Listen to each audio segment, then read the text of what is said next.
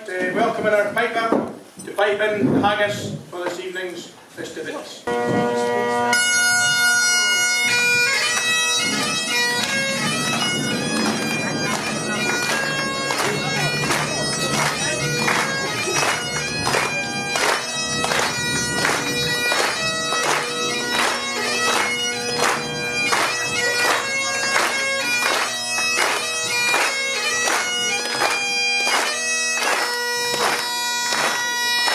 Robbie Burns had to feast with this haggis.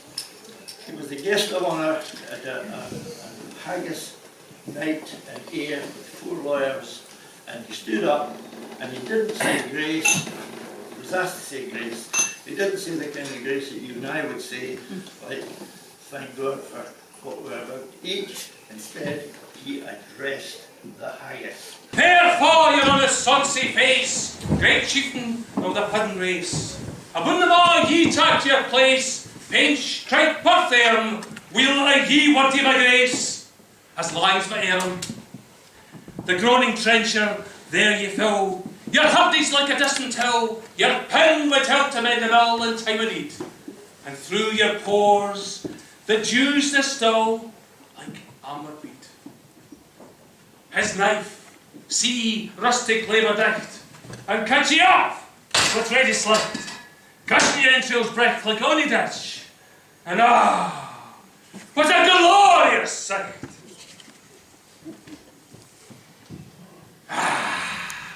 One reeking, rich. Then horn for horn they stretch and strive, and do tuck the homeless, and on they drive, till all the wheels while kites belive are bent like drums, and all good man mislinked rise to thank it homes. Is there that out this French ragout, or only though we still a sou, a fricassee would make you spew, looks down with sneer and scorn for view on sick a dinner. Poor fool, see how er is trash, as feckless as a weather drash, as spinner shank, a good quick lash, and even it through bloody flood, or few to dash. Oh, how unfit.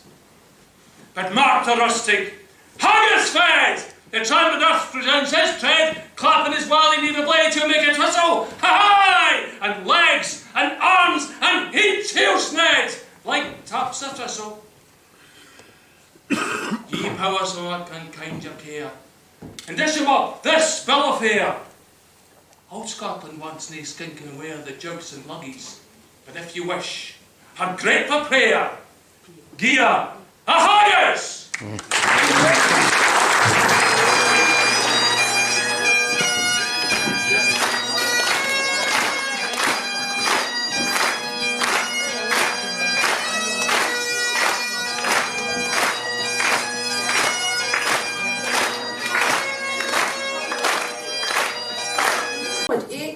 That wanted, but we him eat, and we can eat, and say the Lord be thanked.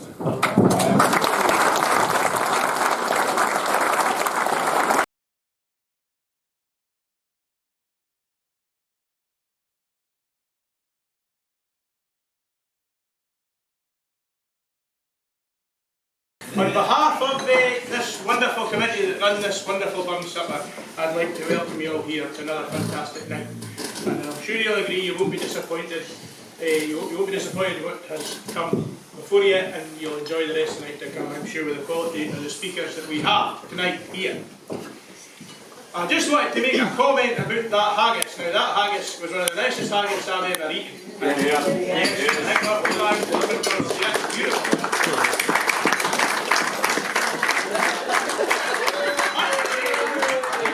You know, I've never had a chook haggis yet, you know, but it reminds me of a story I was told this years ago when I was in my last job as an auctioneer. I was told this story. Some of you in the farming world might know, but there used to be an auctioneer at Perth Market called Peter Rattray, and he was a very able auctioneer and quite a smart cookie. And Peter had a few farms of his own, and he had a butcher's shop and that, and he was quite, you know, quite an arty kind of lad, a very good businessman. And he got the job of feeding the inmates in Perth prison, the Brighton prison, with the beef. He got the job of supplying the beef. But Peter wasn't all that fussed if he went out in the reed one day and here was a deed stuck line. He just went and nipped out the butchers, and that went into the prison, you know. And he was taken up one day for a meeting with the governors of the prison, like these people. And this lady, she was very, very left-wing and that. She says, "Mr. Rattley," she says, "the inmates are complaining bitterly about the beef you're supplying them." He goes, "The beef? What's wrong with the beef?" He says, "It's very chewy." He says, "Chew. You try to say that the beef I'm supplying is chew." She says, "That's exactly what I'm implying. The beef is rather chewy." He says, "Well, one thing's for sure, missus, there's nobody with more time to chew it."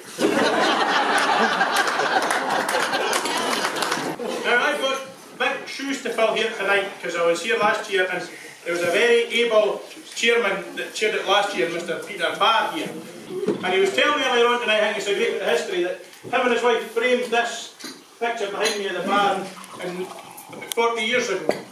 So that's a great bit of framing, I would say. So we're in the frame. So Peter, you're in the frame now.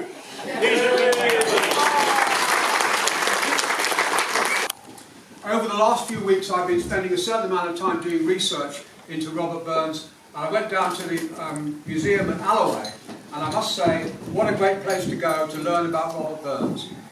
My purpose was to try to identify some of the influences that helped to develop his remarkable God-given talents. Bear with me. Not surprisingly, the influence that I'd rate as number one is William, Robert's father, who ensured that his firstborn son, education was vital for the boy as a starting point in life.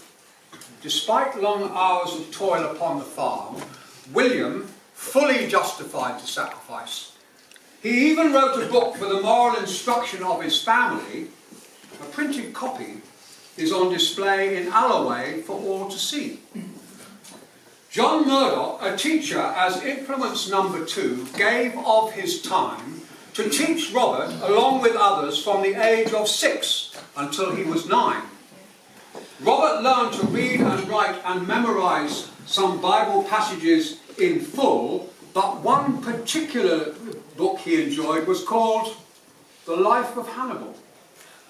His understanding of the Latin language was rated poor, but he knew what was meant by omnia vincit amor. At age 9, the time for Robert to labour on the farm was now, to weed, thresh corn, milk cows, and subsequently to walk behind the plough. Influence number 3. William Wallace was a real hero, we are told, of Robert Burns, who read about him at school when only 13 years old. His story will inspire me until the floodgates of life shut in eternal rest. Robert said Wallace was indeed one of Scotland's very best. Influence number 4 were many years' experience gained working on the land, with so many aspects of the environment always close at hand.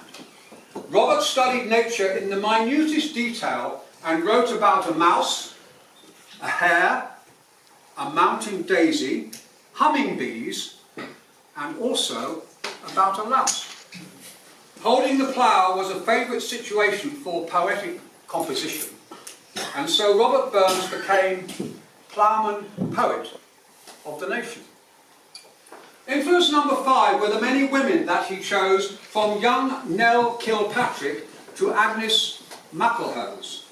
Even when rejected by his amorous advances, and Robert certainly took a considerable number of chances, he drew female inspiration for his poetic output over many years, some of which was certainly not for women's ears.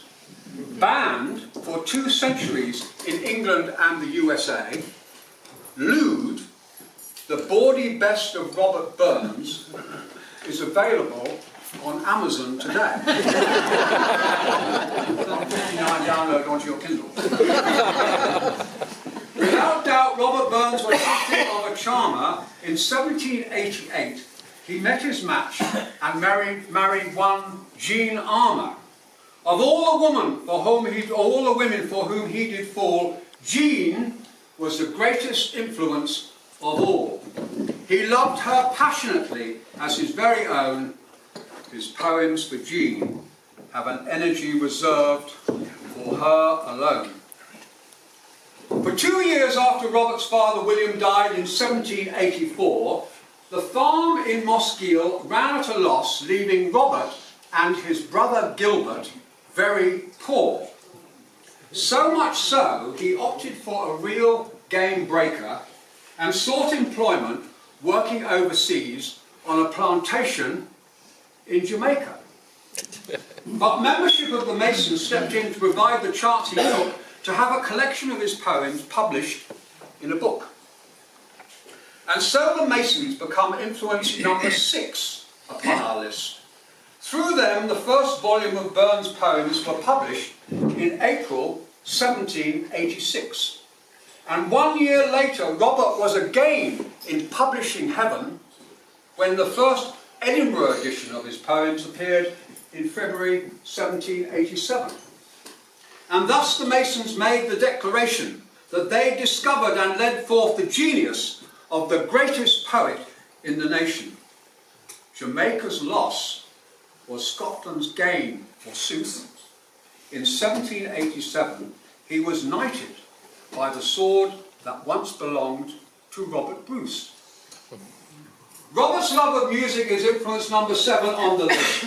He travelled far and wide, gathering songs which others may have missed. They appear in 6 volumes of old Scottish songs that are a musical treasure, marked by a wild happiness of expression that will endure forever. Robert played his fiddle with a consummate skill. He could hear a ballad once and reproduce the tune at will.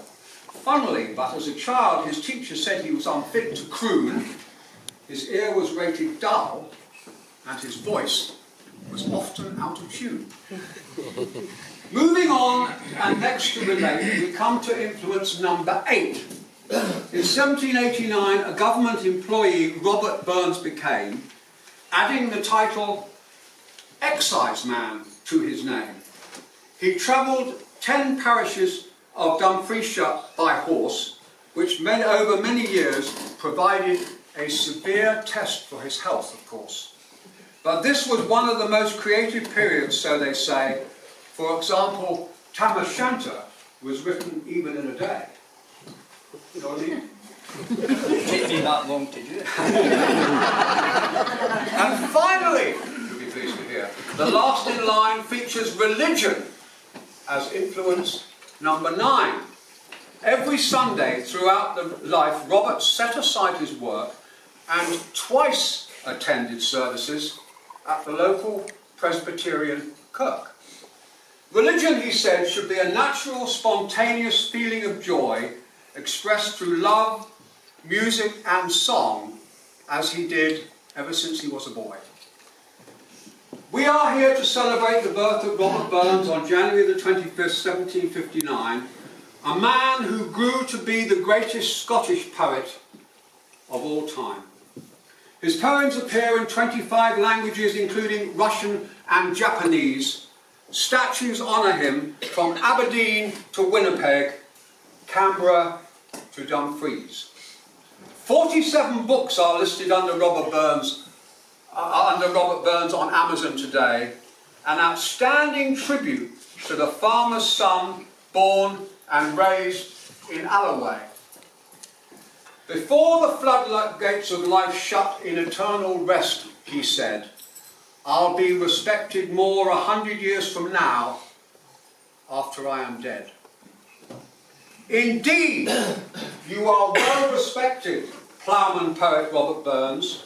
From your poems, songs and verse we learn so much about your loves and life, success, hard work, not without a large degree of strife. On July the 21st, 1796, far too young you passed away, leaving memories that are with us now and every day. As Scotland's most famous literary son, you are more than words upon a page, an inspiration for all the world, for every nationality and age. we welcome you to this, our annual Burns Night ceremony, and raise our glasses in a toast to your immortal memory.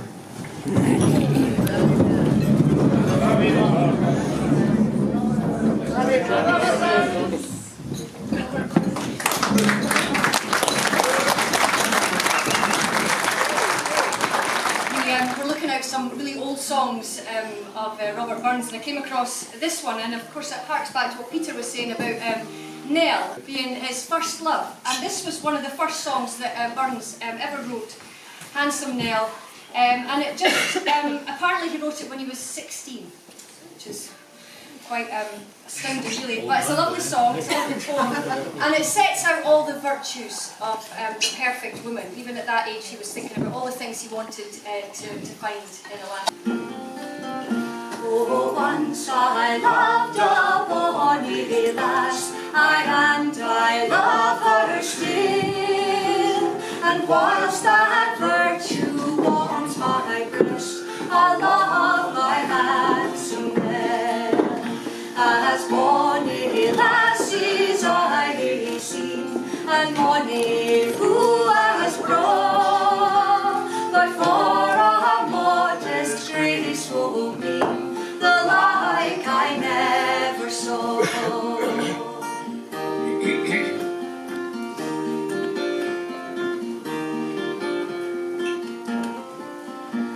A bonny lass, I will confess, is pleasant to thee, but without some better qualities, she's no the lass for me. But Nellie's looks are blithe and sweet, and what is best of all, her reputation is complete, and fair without a flaw.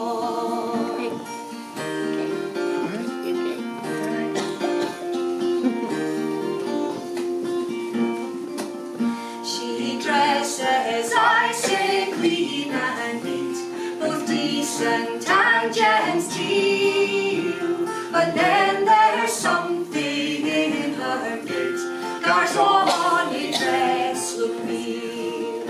A gaudy dress and gentle air may slightly touch the heart, but it's innocence and modesty that polishes the dart.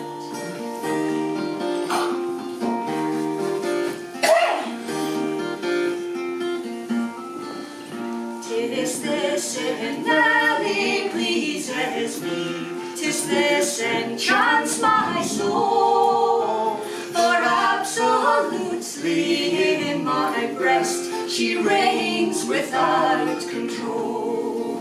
Oh, once I loved a bonny lass, and I love her still, and whilst that virtue warms my breast, I love my handsome Nell.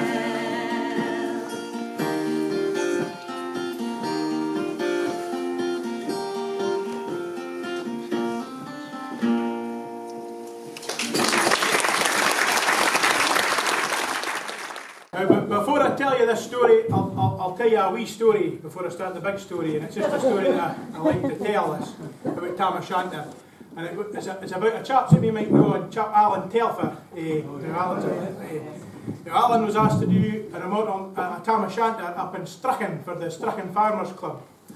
So that was fine. So Alan was going to do this Tam O'Shanter, and he was running a bit late. He was down at a boy in Glenfarg, and he was blethering on a bit about bits and pieces, and Alan was running a bit late, so he jumps into the car and straight up the road, never ended eating. He was a bit hungry. He was thinking, Christ, I wish I had something to eat before I came here. But he got to Stracathro service. He says, I can't go any further. He says, I'm bloody starving. So he stops and he buys himself a toffee. I think that's fine. He says, it'll give me a bit of energy and no fill me up and I'll get going up the road. So he goes back onto the dual carriage when he's chewing this toffee, and he takes the first kind of bite, and next thing he just breaks his false teeth. In a terrible state. So he goes up to Strichen, and he gets into the place, and the farmer goes, "Aye, Loon, how are you getting on the day?" He goes, "Oh,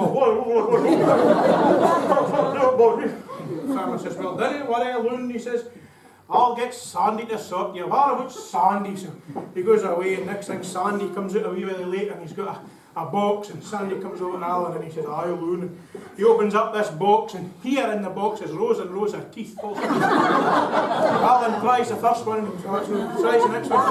That one, that's bro, thank you very much. He does come a shanter, and he has a great night, and he enjoys it. I think that's bro. And after he's having a dram at the bar with and he says, I must see Sandy the dentist and thank him. And he goes, well, Sandy the dentist, loon? He's not the dentist. Sandy's the undertaker.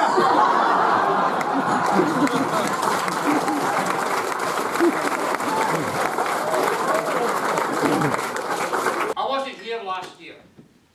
So, just in case you forgot what this is about, it's Murray Scrimgeour's CV.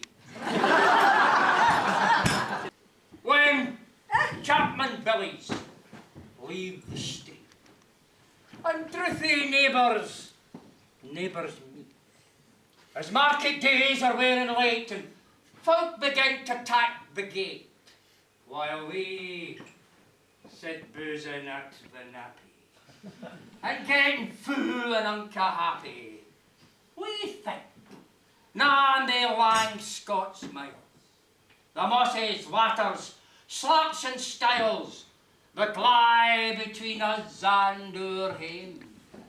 War sits, her sulky solid dame, gathering her brews like gathering storm, nussing her wrath to keep it wild.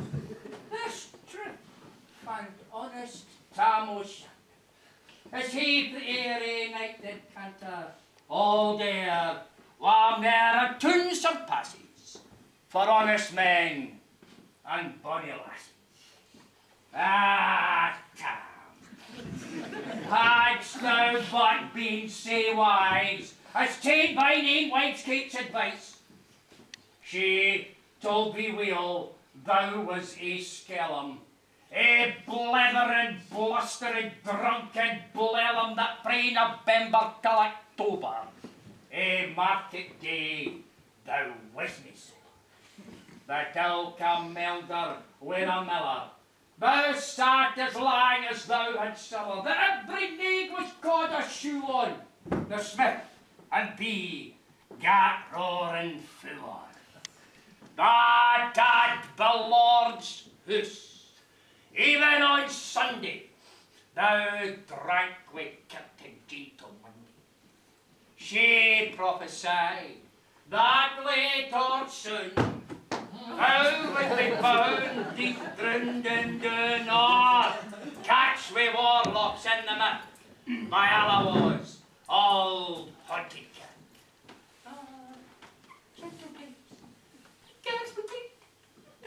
How many counsel sweet, how many lengthened sage advices the husband for the wife despises. Up, tea, or tea. A market night, Tam had got planted anchor right, fast by an ingle, blazing finely, where Raymond swats that drank divinely. And at his elbow, Suitor Johnny, his ancient trusted drouthy crony, Tam looed him like a very brother. They had been full for a week together. The night drave on with songs and clatter, and aye the ale was growing better. The landlady and Tam grew gracious, with secret favours sweet and precious. You lucky tart.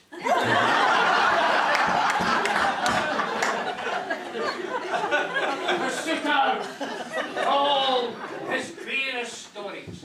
The landlord's laugh was ready chorus. The storm would put my hair and rustle. Tam didn't mind the storm of care, mad to see a man so happy. And drowned himself among the nappy.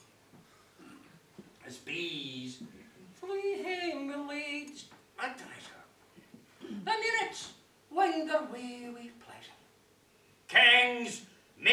blessed. But Tom was glorious, with all else alike victorious. But pleasures are like poppy spray. You sees the flower, its bloomy shade.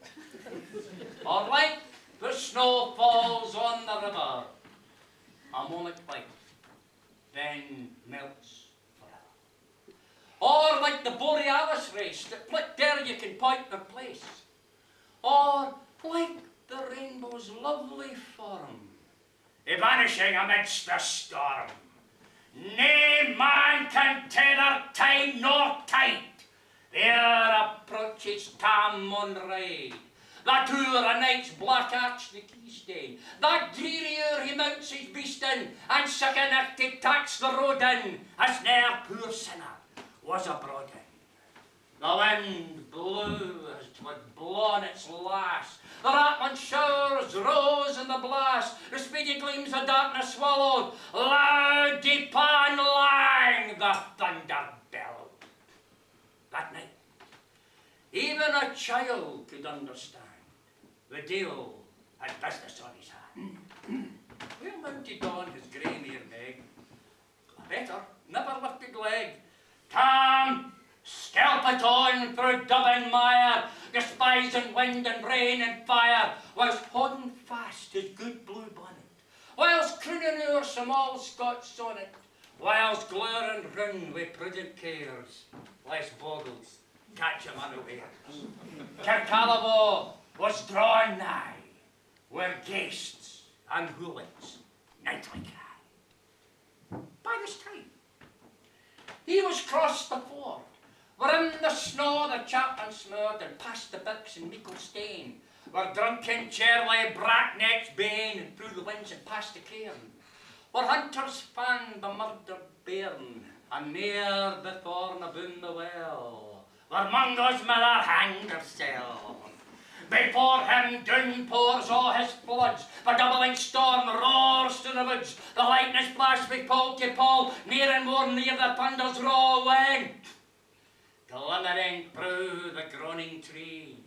Kirkallow seemed in a blaze throughout aboard the beams were glancing, and loud resounding, mirth and dancing. Inspiring bold, John Barleycorn, what dangers we can make us scorn. With Tiffany, we feared nae evil. We Ushke Bay will face the devil. The swats, say rimmed in Tammy's noddle. Fair play, he cared nae deals a boddle, but Maggie stood right sair astonished, until by the hill and horn admonished she ventured for it on the lichten bow. Tam saw an unca sick. Witches and warlocks in a dance, naked tea and bread newbury branch, but hornpipes, strathspeys, jigs and reels, but life and metal in their heels. A winnock bunker in this east, there sat Nigel and Shepherd. A towsy type, black, grim and large, to do the music was his charge. He screwed the pipes and got them skill to roof and rafters o' dead Darrell. Coffins stood round with open presses that showed the deed in their last dresses, and by some deeblish cantrip slight, each in its cold horn held a light by which heroic Tam was able to note upon the Haley table a murderer's banes and gibbet earns, twa span lang wi on christened bairns, a peep you cut it frae the rape, lest last gasp is guarded yet. 5 tomahawks with blood red rusted, 5 scimitars with murder crusted, a garter that a babe had strangled, a knife a painter's throat had mangled, whom his ain son alike bereft, the grey hair yet stacked to the heft, wi' mair a horrible and offy, which even to name would be a lovey. As Tammy Clow, amused and curious, the myth and fun grew fast and furious. The piper loud and louder blew, the dancers quick and quicker flew, the reel descent across the clicket, till Ilka Carlin swat and ricket and kissed her duddies to the work and looked at her. No, Tam! Tam!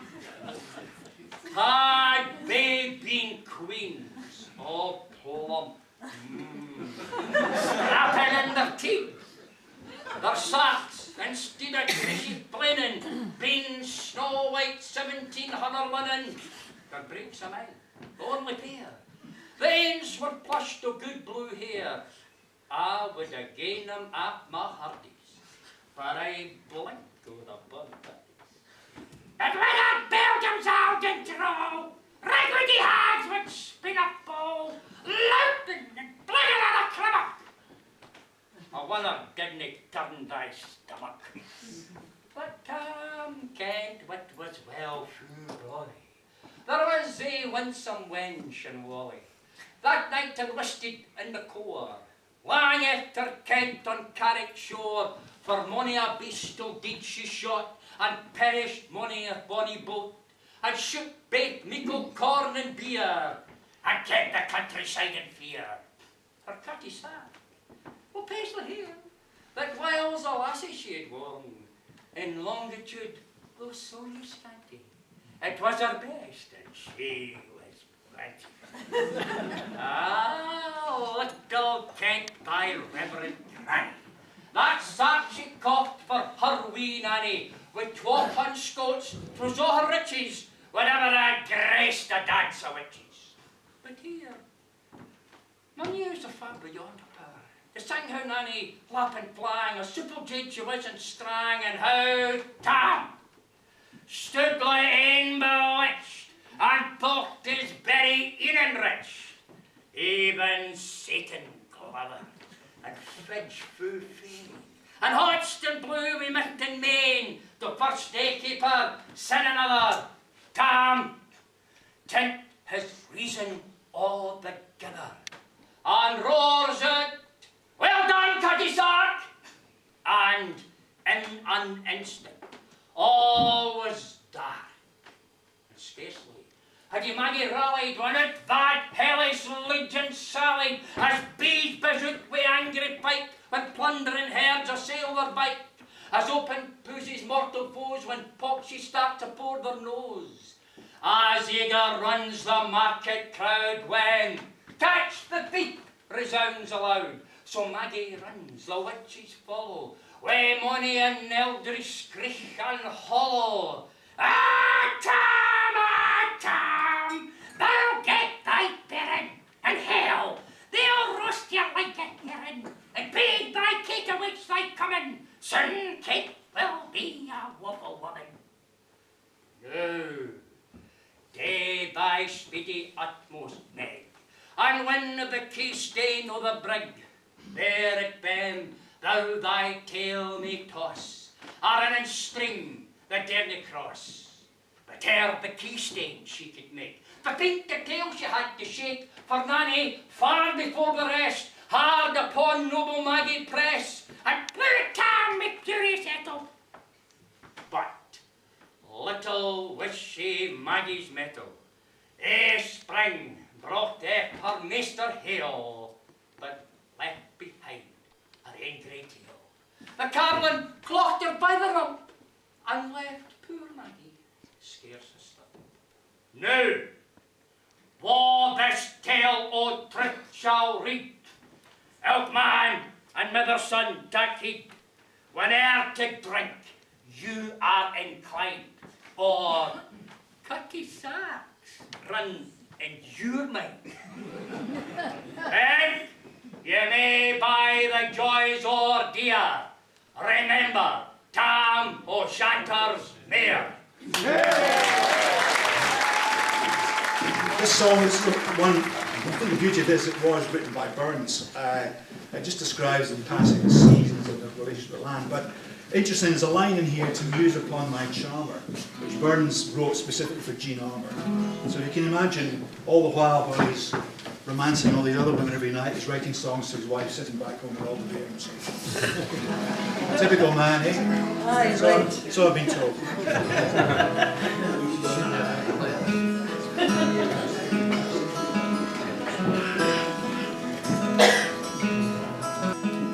Now whistling winds and slaughtering guns bring autumn's pleasant weather. Moorcock springs on whirring wings among the blooming heather. Now waving grain wide o'er the plain delights the weary farmer. And the moon shines bright as a robe by night to muse upon my charmer.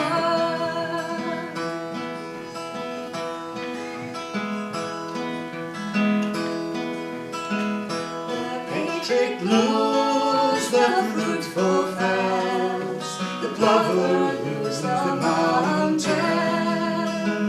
the woodcock haunts the lonely dells, the soaring herd the fountains.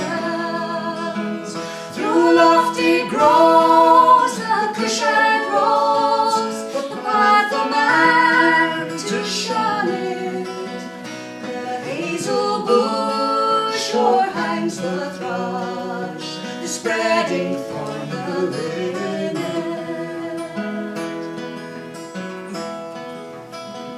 But Peggy dear, the evening's clear, thick flies the skimming swallow. The sky is blue, the fields in bloom, all fading green and yellow. Come, let us stray our gladsome way and view the charms of nature. The rustling corn, the fruited thorn, and ilk a happy creature. We'll gently walk and sweetly talk while the silent moon shines clearly. I'll clasp my waist and fondly press, swear how I love thee dearly. Not vernal showers to budding flowers, not autumn to the farmer, so dear can be as thou to me, my fair, my lovely charmer.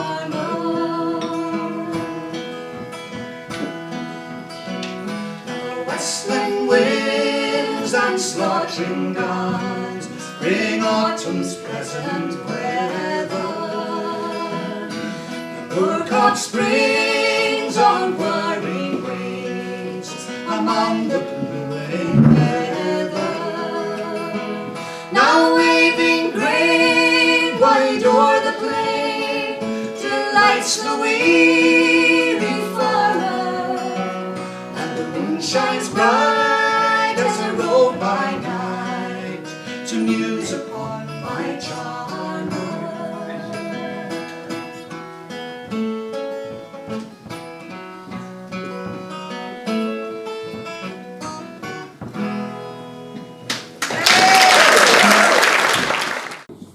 The toast to the lackeys tonight is in the very capable hands of a man who many of you will have seen marching with the Atholl Highlanders as their drum major. He says he was born, his words, and raised in lovely Spinlocker. Alistair Walker, the stage is yours. Thank you.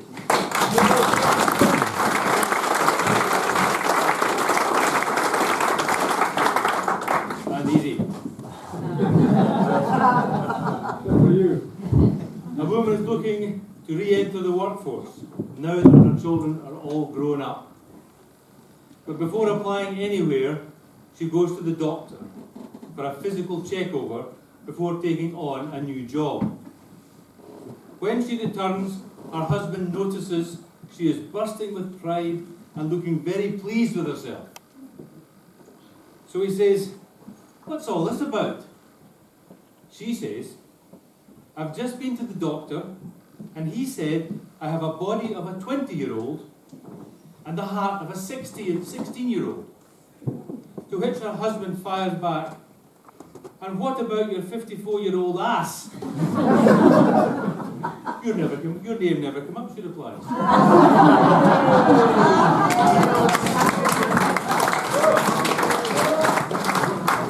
We are here to sing the praises of the great Robert Burns. While he was an advocate for the modern concepts of liberty, equality and fraternity, while he wrote and collected music, while he was a great promoter of the Scottish culture, we know Burns as a writer of poetry. He is in the minds of some people the greatest romantic poet who ever lived. He was also one of history's greatest lovers, and whatever your politics or your orientation, you must admire his devotion to women. Burns loved a lot of women in many different ways. He loved his mother, Agnes Brown Burns, who installed in him his great appreciation for music. He loved his daughters and saw to their education. This was not only the exception in the 18th century, some people thought it was a bad idea. Burns had relationships with aristocratic women like Maria Riddle and women of modest means. He had a special fondness for the household maids like Peggy Thompson and Elizabeth Peyton, who provided him with his first child. He loved young ladies. He started to write at age 15 because of infatuation with a local farm girl, Nellie Blair. He loved women who did not return his affection, like Wilhelmina Alexander and Elizabeth Gebbie, who rejected his proposals of marriage. He loved women who were madly devoted to him, like his beloved wife Jean Armour, who raised one of his illegitimate children by other lovers.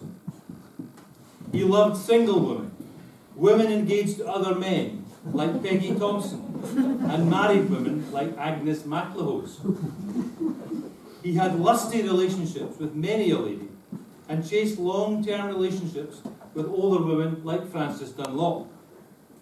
She had the honour of being the last person he wrote a letter to, literally from his deathbed.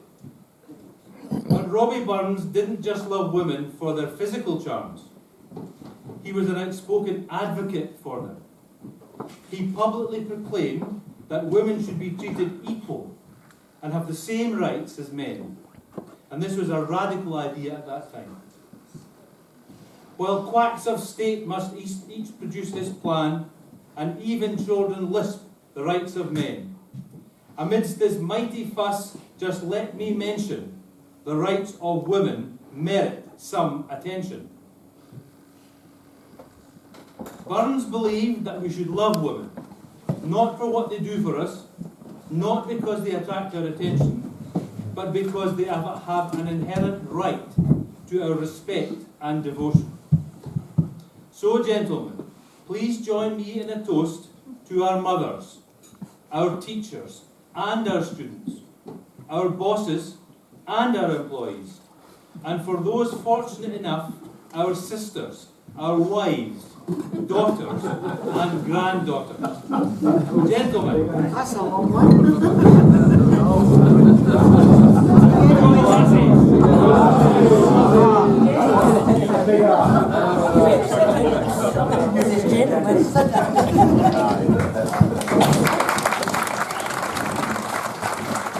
They say men are from Mars and women from Venus. Girls, can you imagine what Mars looks like? Unwashed, unmatched socks, half-eaten jars of jam, lids off, empty cupboards because they can't put anything away or find it if it has been put away. I should like to illustrate that last remark with an incident in my kitchen only this morning. Anne, where's the milk? In the fridge, Paul. Where in the fridge, Anne? I don't see it. On the second shelf, behind the orange juice, love. I'm looking, I don't see it. Here, right in front of your nose. Right back there.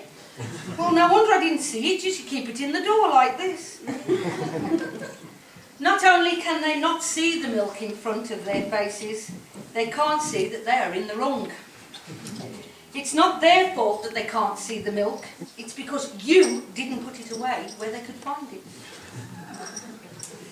However, men are quite gullible, and we all know the way their minds work. A man is like a carpet tile. Lay him right and you can walk over him for years. They haven't yet mastered how to change toilet rolls, and they always leave the seat up. But I've finally discovered why they whistle when they go to the toilet. It's so they can remember which end to wipe. And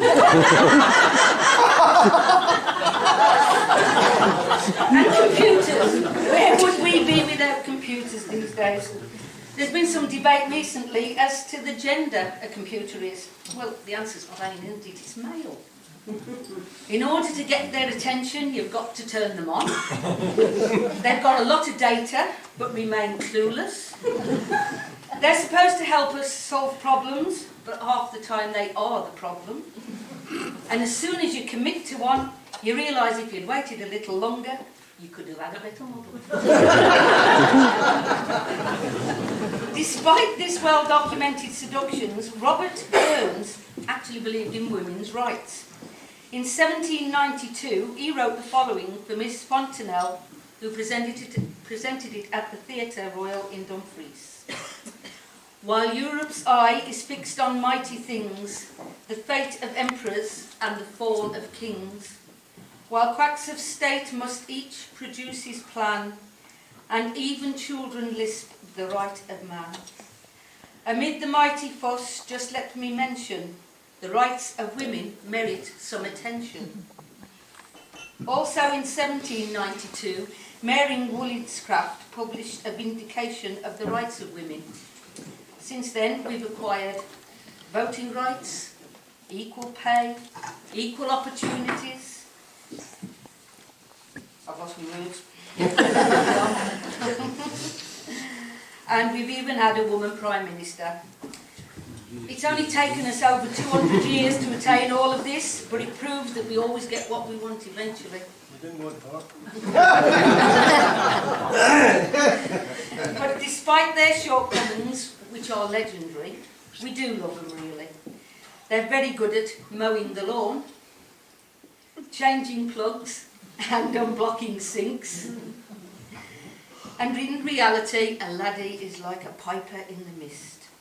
They bring music to our hearts, many a time a tear to our eye, and let's face it, lasses, laddies have many, many faults, many faces and many contradictions. But if we find an honest one, we've done very well indeed. So lasses, raise your glasses to toast our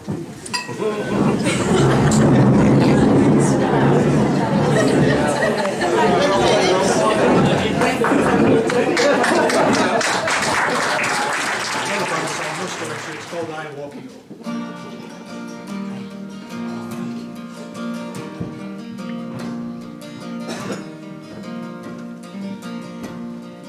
Summer's a pleasant time, flowers of every colour, the water runs o'er the hall, and I long for my true lover. Sing along, please. I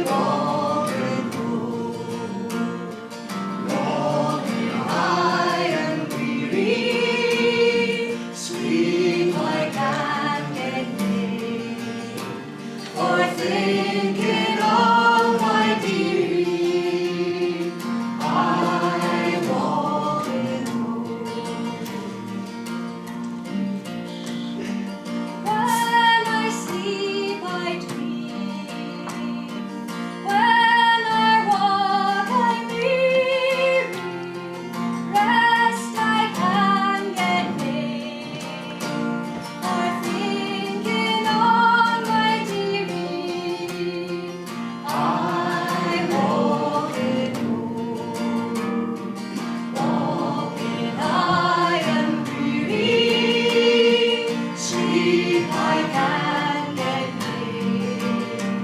For thinking of my dearie, I'm walking home.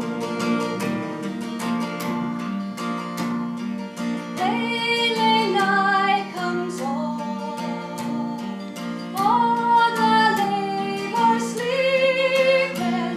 I think on my bonny lad, and I'm near my evening greeting. I'm walking home, walking, I am weary. Sleep I can't get near, for thinking of my dearie. I'm walking home, walking, I am weary. Sleep I can't get near, for thinking of my dearie. I'm walking.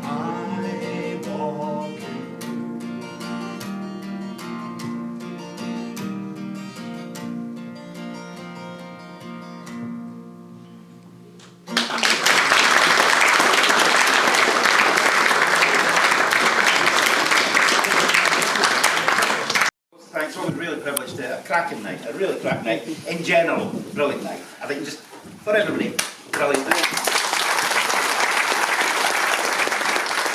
Immortal Memory, Peter. Peter and I were neighbours. We bump into each other now and then. And Peter went about doing Immortal Memory in the way only Peter could do.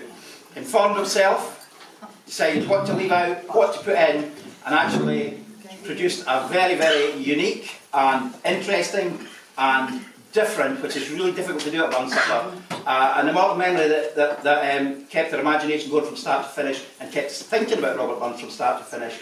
And much appreciated, Peter. Brilliant. Nicola and Sid, I remember 4 years ago, and I remember how beautifully you sang in, and I'm really glad to see you back. It was the same vein, and Finlay stole my thunder a wee bit, saying to sing one or two of the songs of Burns that we don't hear so often, and you realise how beautiful they are when they're produced with it.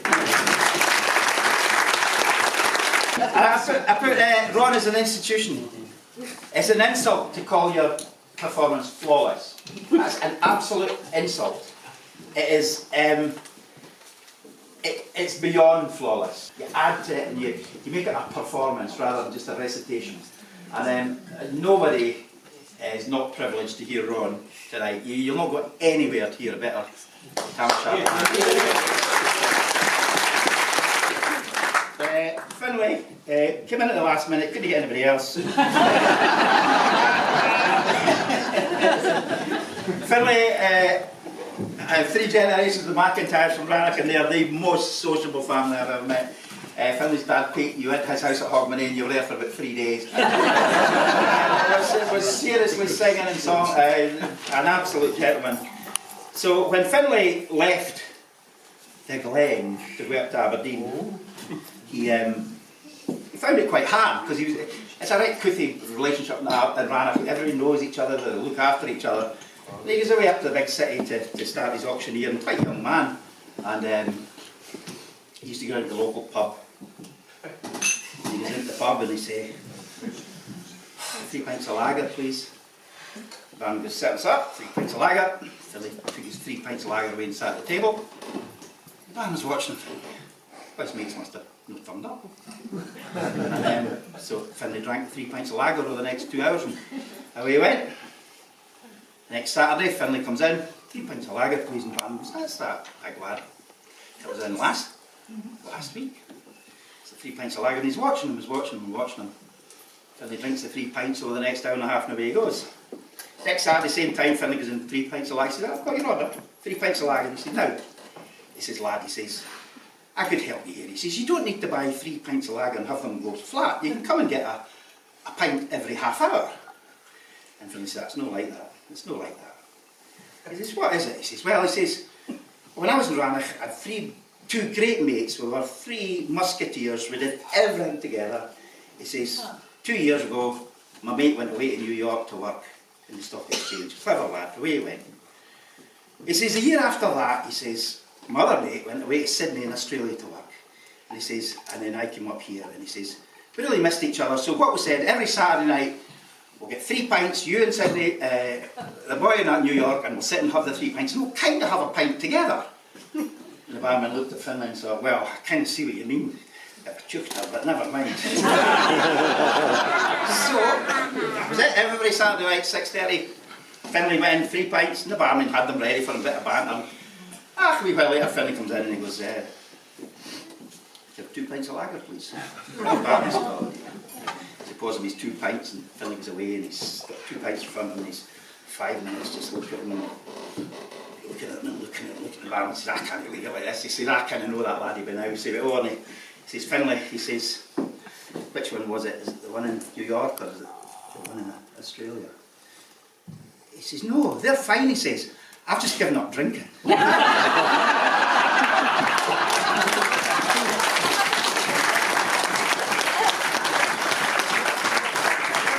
Customary at the end of a evening like this to sing Auld Lang Syne.